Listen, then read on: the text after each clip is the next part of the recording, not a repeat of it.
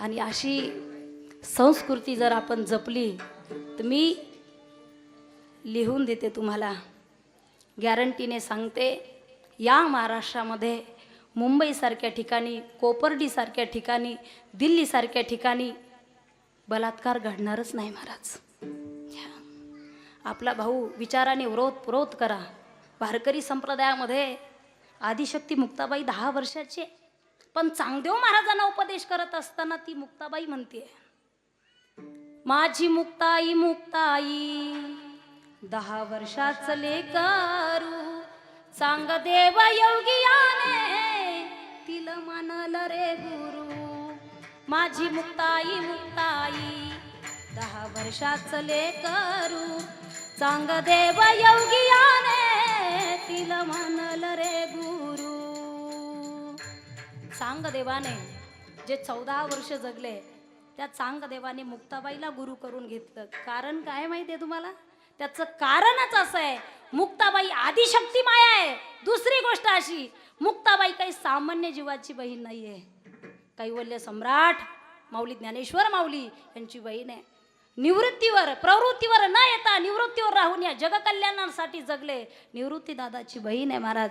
म्हणून बहीण सुद्धा चांगल्या भावाची असली पाहिजे आणि भाऊ सुद्धा चांगला असला पाहिजे. ते रक्षाबंधन किती गोड आहे. कितीतरी माझ्या भगिनी इथं आलेल्या आहेत ज्यांना रक्षाबंधनला थांबायचं आहे.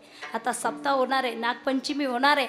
मी सांगेल तुम्हाला, त्या भावाला सांगूनच जा, ताकीतच द्या, दादा अरे मी जाते, मायबापाचं सगळं तुझ्या हातामध्ये देऊन जाते.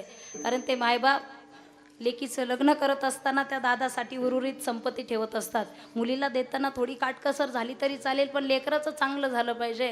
म्हणून जीवनामध्ये साधू संत जे आपल्याला चांगल्या कार्यामध्ये, चांगल्या टर्निंग पॉईंटमध्ये नेत असतात, प्रयत्न करत असतात, तसे मायबापसुद्धा आपले प्रयत्न करत असतात. सकळ तीर्थाची धुरे जे का माता पितरे, तया सेवेसी कीर शरीरे लोन कीजे. माय बाप केवळ कासी तिने नवजावी तीर्थासी. बापाला रडता येत नाही बघा. ह्या मुलीचं लग्न असेल तर एका कोपऱ्यात जाऊन रडतो, सगळ्यांना सांगतो रडू नका, आणि एका कोपऱ्यात जाऊन रडत असतो. आई रडून मोकळी होते, बापाला रडता येत नाही. कीर्तनात सांगते इतकं, म्हणजे माझे काही ते काव्य मी बसवलेलं नाही आहे, माझे अनुभव आहेत. लॉकडाऊनच्या अगोदर माझे वडील गेले. कधी रात्री 4 वाजता जरी घरी जायचं म्हटलं की मला धाकच पडायचा. वडील जर जागी असतील तर बोलतील, खाल्लं का नाही, कोणता रस्ता होता, कसा होता. आता विचारणारच कोणी राहिलं नाही महाराज. कुठंतरी पोकळी निर्माण होत असते. जोपर्यंत मायबाप तुमच्या जीवनामध्ये आहे त्या मायबापाला जपा. मायबाप जसे आपल्याला घडवत असतात, साधू संत सुद्धा त्याचप्रमाणे आपलं जीवन घडत असतात.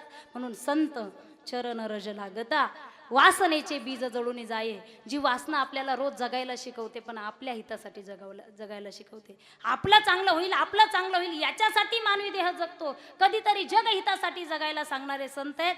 ती वासना संत स्पर्शाने जळून जाते. वासना जर जळाली तर नामचिंतनाला सुरुवात होते. मग राम नामे उपजे आवडी, सुख घडोघडी वाढू लागे. आणि ते नामचिंतन आपण सगळेजण करणार आहोत. सगळ्यांनी वरती हात करा दोन्ही. वा,